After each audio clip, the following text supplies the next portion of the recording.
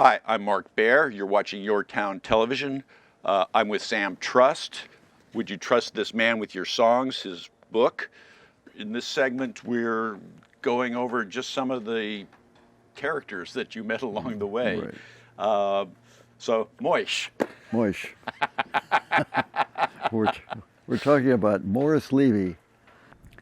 Moish originally got in the business as a nightclub owner. He had a club, I believe, on 52nd Street, and he would have a lot of music acts. And as a matter of fact, he often had groups like Count Basie in the club. One day, an ASCAP representative came in and said, "Mr. Levy, you're playing all this music and you don't have a license." He said, "What do you mean a license?" He said, "You need a license through ASCAP, where all clubs have to have license for the music that's being performed." He says, "What kind of shakedown are you coming up with?" He said, "No, I really am." And he said, "Get out of here." So he gets out and he comes back again. And he said, "That guy ever shows up again, throw him out." So he showed up again, they threw him out. And finally he comes back with the policeman. And the policeman said, "Morris, this guy's on the level. He represents music publishers, and if you're performing music in your club and you're charging admission, you have to have a license." He said, "That's ASCAP rules." He said, "What's ASCAP?" And he said, "Oh yeah?" And he says, "Publisher, huh?" He says, "That sounds like a pretty good racket." So he takes out a license, and so he forms a company with the name of his then wife, Patricia. Became Patricia Music. He ended up having, I think, 7 publishing companies, and then he had an overall company called Big 7 Music. So he became quite successful. And he did very well, and he became one of the better-known BMI publishers. But also, Morris was always counted on to raise money for the Jewish Welfare Fund, the State of Israel, Catholic charities. Whoever needed fundraising, Morris was brought in as the chairman. And any of the fundraising dinners, he was the main guy. Okay, then came the scandal in which Morris was accused of dumping records, particularly MCA. And at that time, Lou Wasserman was the chairman of MCA, and Lou Wasserman was, of course, the power behind Ronald Reagan. And so he was in a real bind. Before that, I had a song which hit the charts at 63 with a bullet, and it was on Morris's label. He had a record company called Roulette. So Morris calls me up and he says, "Hey, Sammy, Moish." I said, "Yeah, how are you?" He says, "Listen, that song on the charts, I need half the publishing." And I said, "Morris, I'm in a public company. I can't give you that." He says, "What do you mean? This is Moish." I said, "Moish, I can't do it." "All right, kid." He hung up. Next week it was off the charts. So I knew the power of Moish. So through the years we became good friends. So while he was in this jam, he was going to sell his publishing company. Everyone said, "Don't get involved with him. It's, you're in trouble with him." I said, "No, I never had any trouble with Moish." So I went in and I spent some time in the files, and I said, "This is going to be a good buy." And I sent some lawyers to do due diligence, and they said, "Yeah, that's fine." So we reached a price, and we're all set to go. And it was the night before the closing. And Moish said, "Come on, we'll have a drink." So I'm sitting with Moish, and the phone rings in Moish's office. And they said, "There's a call for you." I said, "Okay." And it was Jerry Gottlieb, a guy I reported to at Lorimar at the time. And he said, you gotta kill the deal." I said, "What are you talking about?" He says, "Moish's guy is the same guy that Merv Adelson had. He raised money through the Teamsters for La Costa." He says, we can't be tied in that way. So kill the deal." Moish said, "Who are you talking to?" And I said, Jerry Gottlieb." He said, "Let me talk to him." I said, "Jerry wants to talk to you." He said, "I can't talk to him." So I said, "Moish, he's got to take another call. He can't make it, but he says hello." Puts it down. Moish looks up at me and he says, "The deal's screwed, right, Sammy?" I said, "Well," I said, "How do you know that?" He said, "A guy's going to pay me $5 million the next day, and he doesn't want to talk to me tonight. The deal's screwed." I said, "You're right, Morris." And he says, "All right, kid, come on in tomorrow. We'll have bagel and Lux and kill the deal." And so I said, Sam, Morris, this deal's not that. I'll get this company sold for you. And I knew some people who were interested, and I got them the same price. When the guy said, I already looked at the company, I heard it wasn't very good. I said, you're wrong, it's a good company. And they bought it for the $5 million. I spent some time with Morris at his farm during the time that he was under indictment. He said, you hear the phone ringing? I said, no. He says, it was ringing when they needed me to raise money, wasn't it? I said, yeah, it was, Morris, you know. So that was my experience with Morris. So what was interesting in the book, so when the call comes and what he was accused of, you knew these guys, and he goes, those aren't the guys. It was a different, his connections were different than what he was being accused of. Well, he said, when they said that it was the same guy, he said, that's not my guy, I got a different guy. So, and he told me who it was, and he said, my guy ain't in Chicago, my guy's in Cleveland.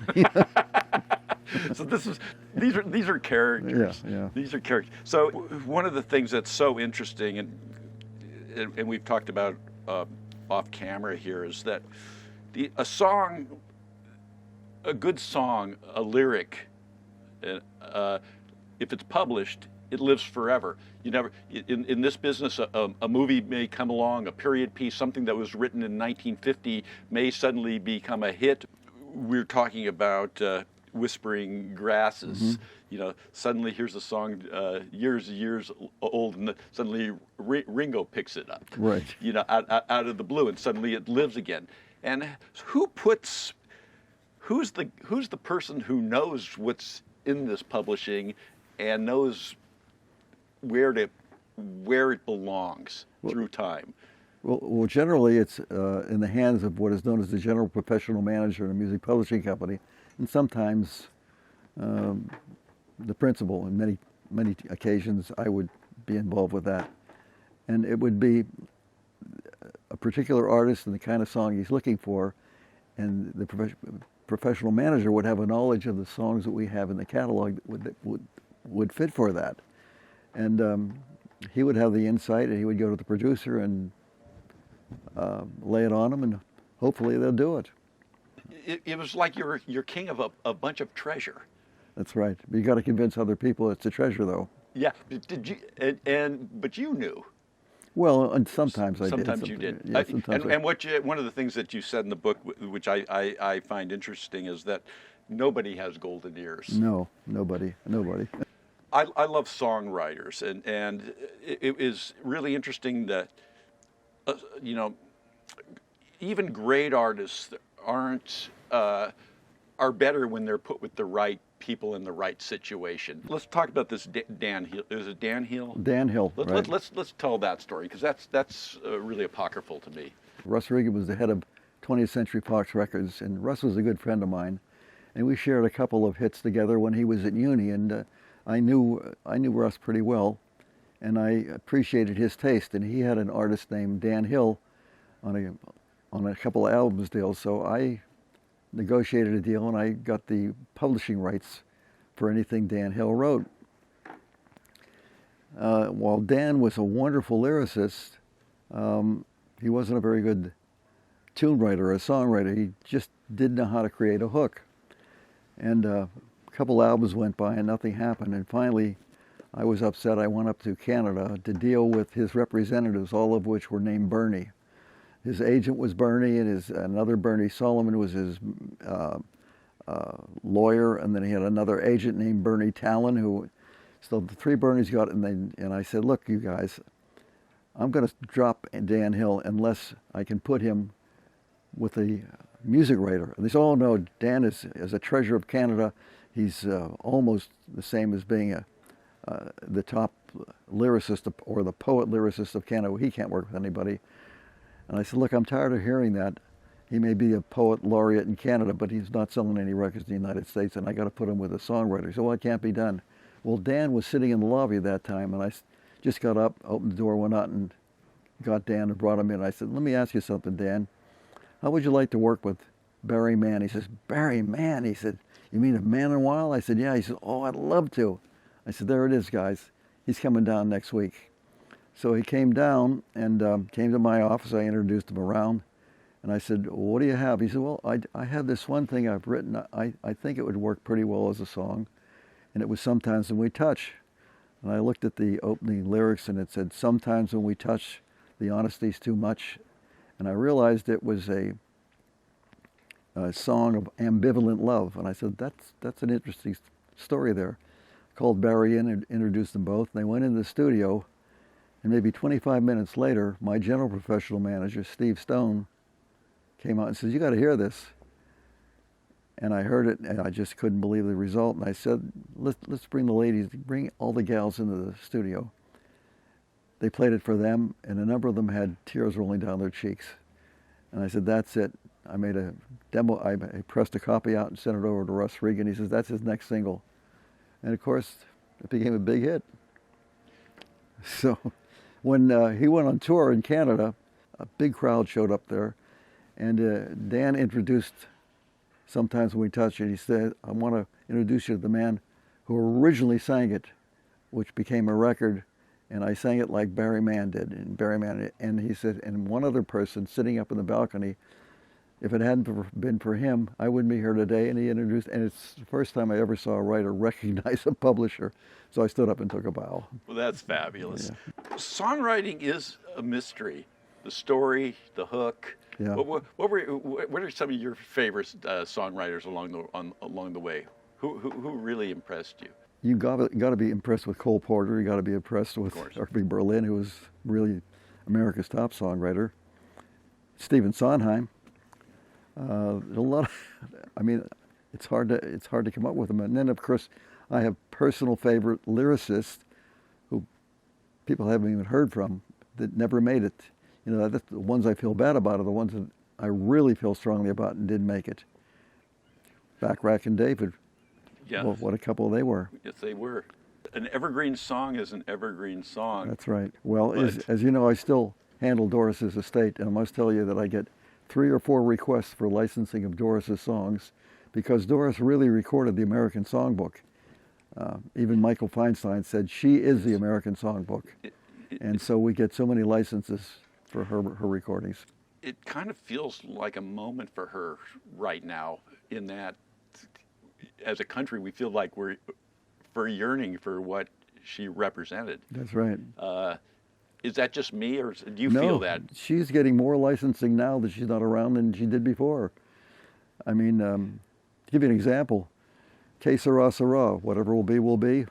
There isn't an insurance company in the world that doesn't want to use that for one of their themes. Yeah. And then if you want any source music from the 1950s, 60s, or 70s to identify that period, they want to hear Doris's voice. So she's doing very well on licensing as an artist.